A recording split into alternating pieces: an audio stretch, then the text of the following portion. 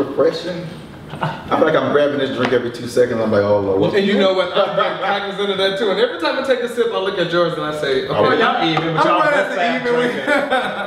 we are back here on the Works, talking about our cocktails. Drinking so damn fast. With Bachelor of the Month for July, Brian Hinton.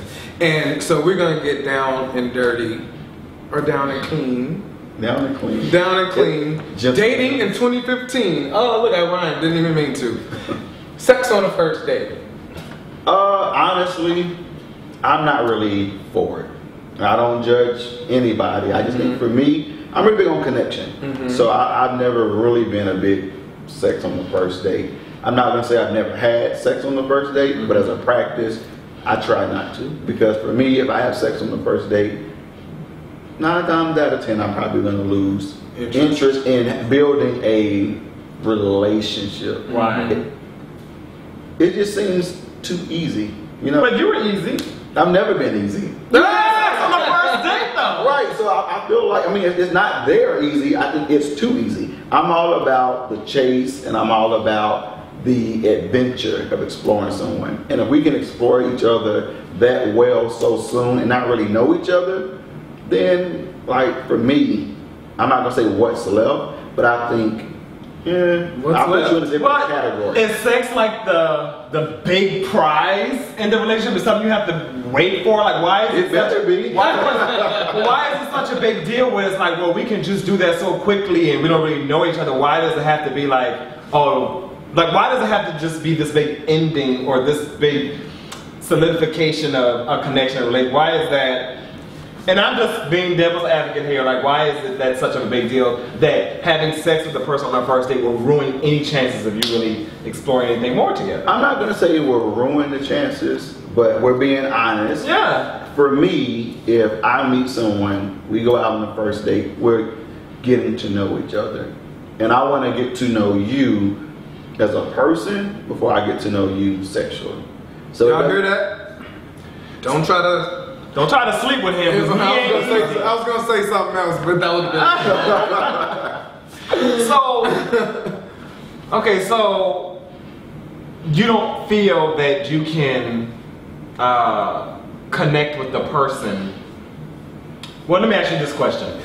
If you connect with, let's say you do connect with the person on that first, you know when you kind of connect with somebody. If y'all eventually having sex that night, will it ruin that connection for you? I don't think so. I mean, I think that's all based upon the situation. Yeah. And there have been people, like I said, I'm not going to say I've never had sex on the first date. There have been people I've had sex with on the first date, and we continue to get to know each other. So that can ruin it. Right. But for me, as a practice, I just prefer not to. Okay. Yeah. I mean, I agree. I err on that side as well when I was dating. Because it's like, for me, the interest is just gone. It's like, that's the prize. That's the prize. Why is that the prize?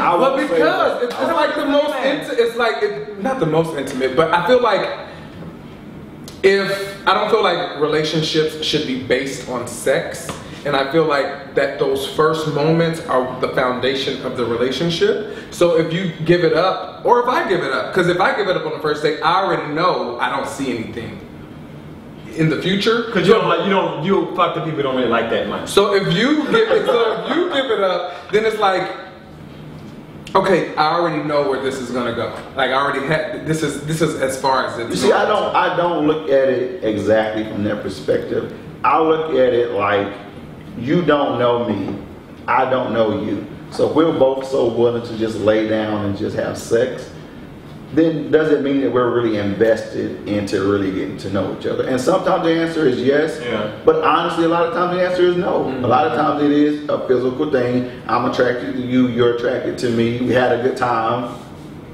Let's do it. You know. Yeah. But it doesn't mean that I'm attracted to getting to know who you are, and I want to get to explore you before I explore you. So speaking of attraction. What type of guys are you attracted to? Why are you switching the subject? I wasn't done with you're not done with it? Oh, I thought he's answered that question pretty thoroughly. I'm back to it because well, we're having a discussion now. But what I think is that too, both of you say, not basing the relationship on sex. Well, you said not basing the relationship on sex, and you said not placing so much value on sex. But to have such a strong rule on not having sex on the first date is basing their relationship on sex and making sex such a big deal. Because if you're not basing you feel like if we have sex on the first date, then now you're setting the foundation for the relationship. Now it's just sex. But it doesn't have to be that way. I'll say it like this. For you, when you say it doesn't have to be that way, that's a personal preference, a personal perspective. So for me, if I engage in sex with someone on the first date, that's how I'm going to look at them. Like, we could have had a great date, whatever, but I'm going to always look at them and associate sex with them. And I know that's just the way my mind works. Well, no, I completely understand that, but what my question is, why?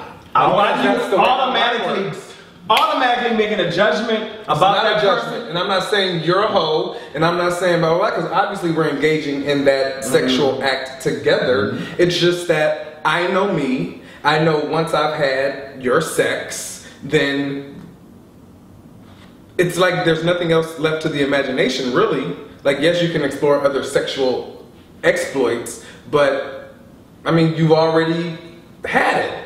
And we'll leave this conversation right here. I think that's placing a large value on sex and for the relationship to still disagree. I just think that's placing too much value on, like, if you think having sex on the first date with somebody just ruins everything because now I've gotten to the prize. You're making it totally different than what we're saying. We're not saying it ruins it. We're not saying it's a deal breaker. Yes, that's what I'm saying. We're saying that it's not the preference, and we're saying that no. Say what you're saying. One said it ruins it. Okay, well, this is what I'm saying. Look at it like this: you interview for a job. You go through the interview process. They select you. You go through a background check. You start orientation, and your first day of work, you're late. It puts a negative stigma on your reputation at work because you work so hard to obtain this job, but now you can't even get here on time. It doesn't mean that aren't mitigating circumstances. It could have been traffic or other things, but it just doesn't look good. And that's the way I look at sex on the first date. Like being late.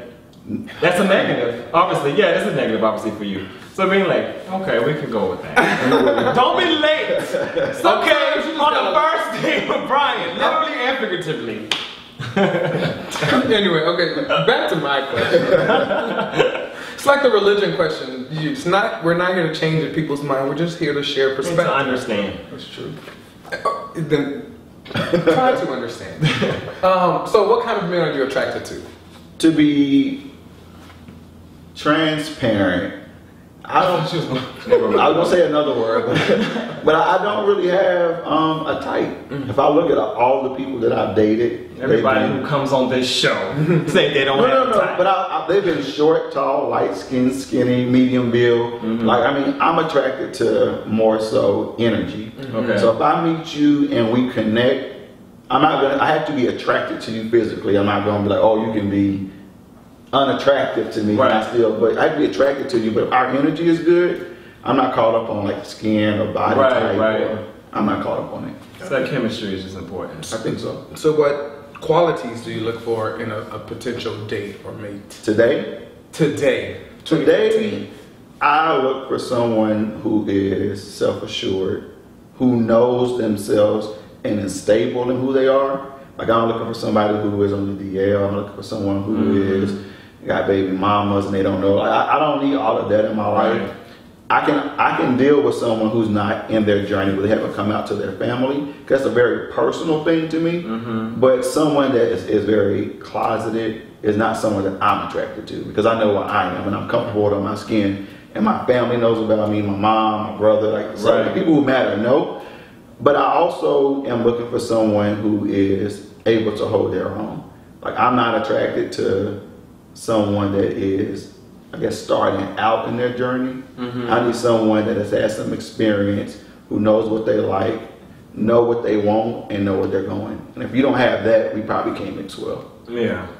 Well, yeah, that's the person that's don't know who they are, right? Yeah. Or just starting out. I mean, I started out, and when I started out, I didn't know who the hell I was.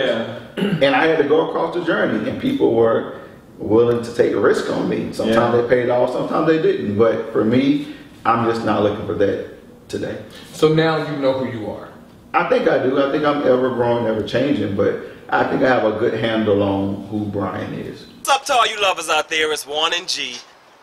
And we thought this was a great opportunity to encourage all of you lovers out there all of you lovers out there to go deeper into your relationship and take part in the Emory Strong Together campaign. Yeah, oftentimes, you worry about your physical fitness, your six-pack abs, your bulging biceps, but once you get into a relationship, your sexual health kind of takes a back burner for some people.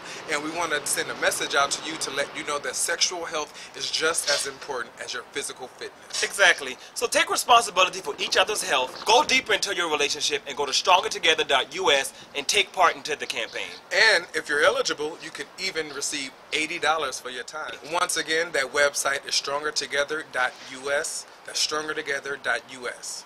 Go deeper. Peace.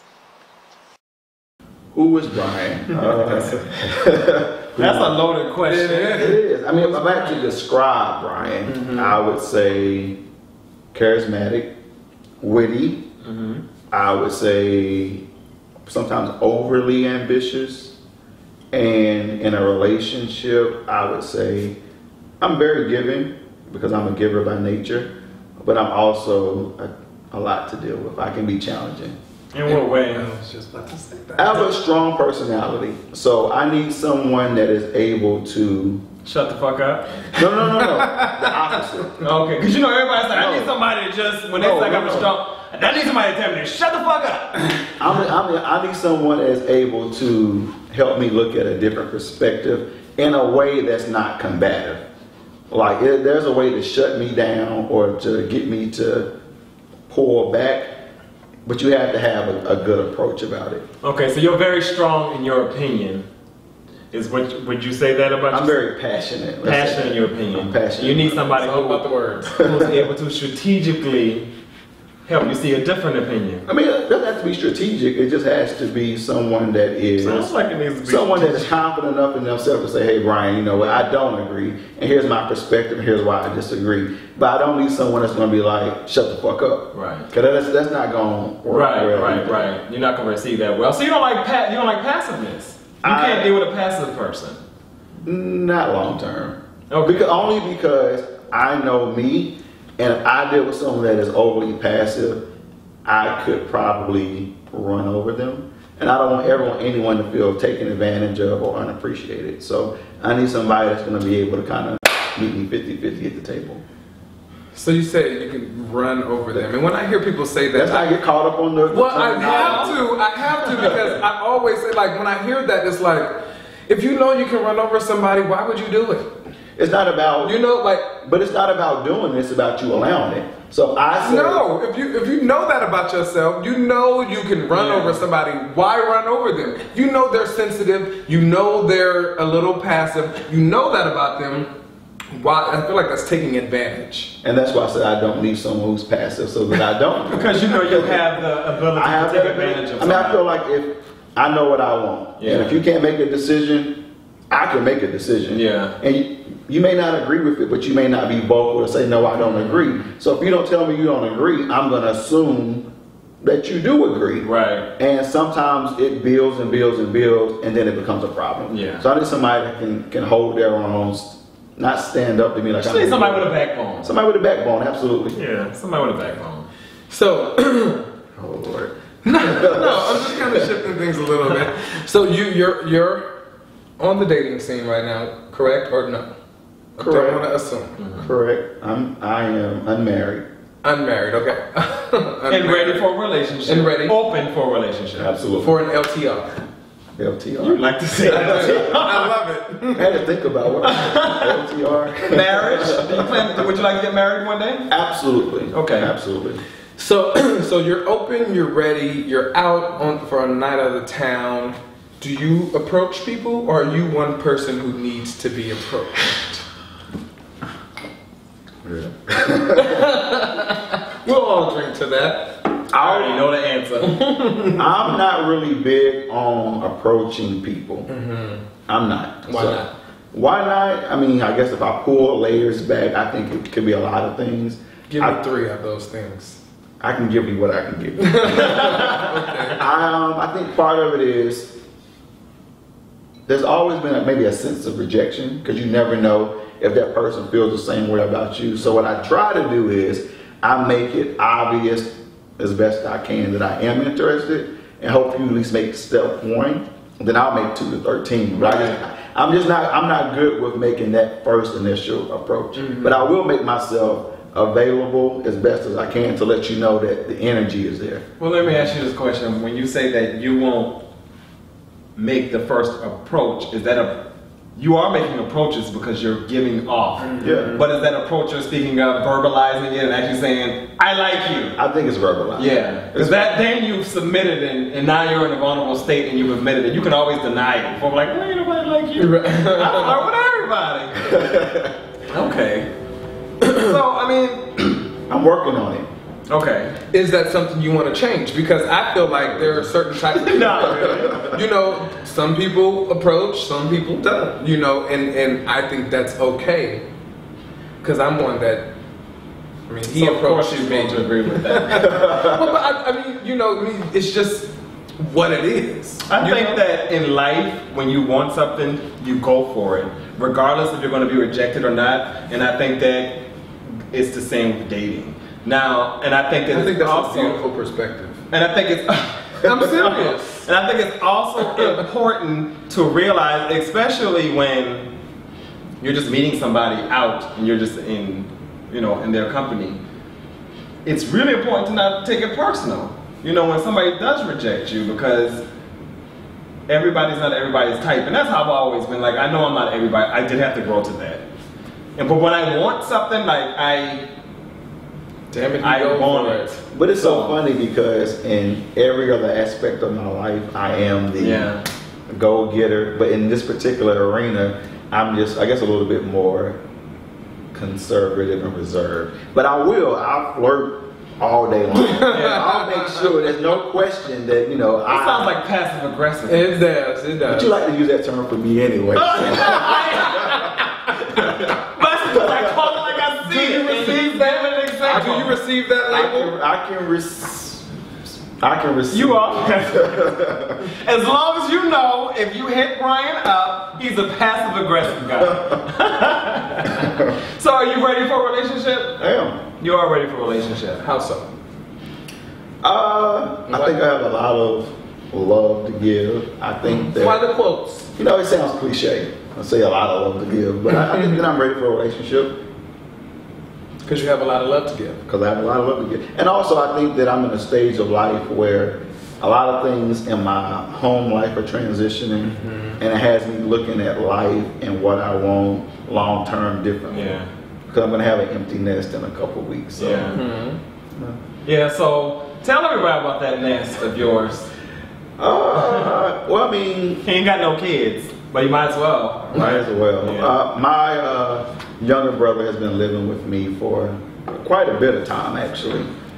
And my mom, who also lives with me, she's a flight attendant now, so she travels a lot, but she lives with me, so they're my nest. My mom and my brother. But he graduates and leaves in 3 weeks, 2 days, and 72 hours. You better be counting down. No, I was gonna say, doesn't he look? It's like he's a proud father and also excited to kick his ass out. I love him. And I think that's very commendable for you to do that, to take on that role, to take on anybody who takes in a child, regardless your brother, your family, or not, and take on a father role. Like, that says a lot about you. Yeah. So. I look at it like this, I didn't have a father growing up. Yeah.